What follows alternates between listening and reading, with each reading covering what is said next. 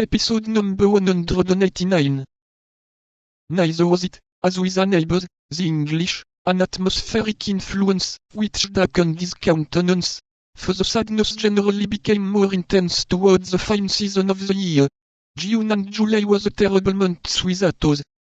For the present he had no anxiety. He shrugged his shoulders when people spoke of the future. His secret, then, was in the past, as had often been vaguely said to D'Artagnan. This mysterious shade, spread over his whole person, rendered still more interesting the man, whose eyes out, even in the most complete intoxication, had never revealed anything, however skillfully questions had been put to him. Well, thought D'Artagnan, poor Athos is perhaps at this moment dead, and dead by my fault, for it was I who dragged him into this affair, of which he did not know the origin, of which he is ignorant of the result, and from which he can derive no advantage.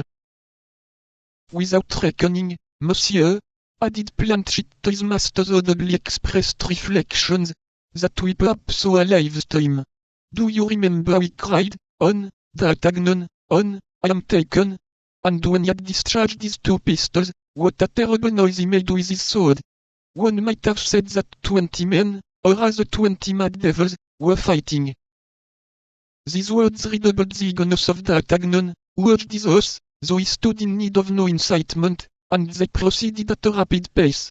About 11 o'clock in the morning they perceived Amiens, and at 11:30 they were at the door of the cursed inn.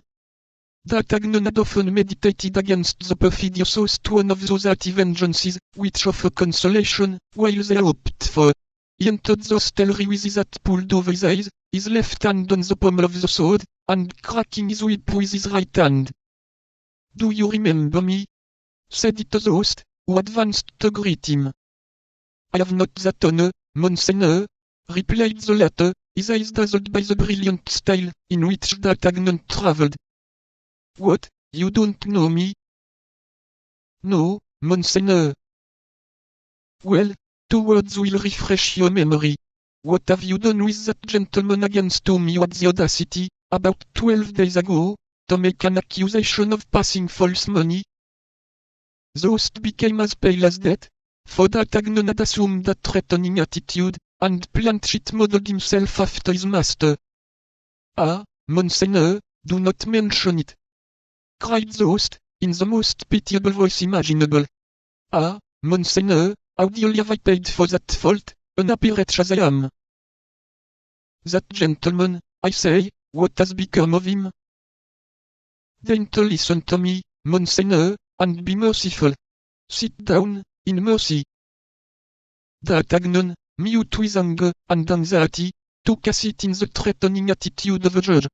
Planchet glared fiercely over the back of his armchair. "Here is the story, monseigneur," resumed the trembling host, "for I now recollect you. It was you who rode off at the moment I had that unfortunate difference with the gentleman you speak of.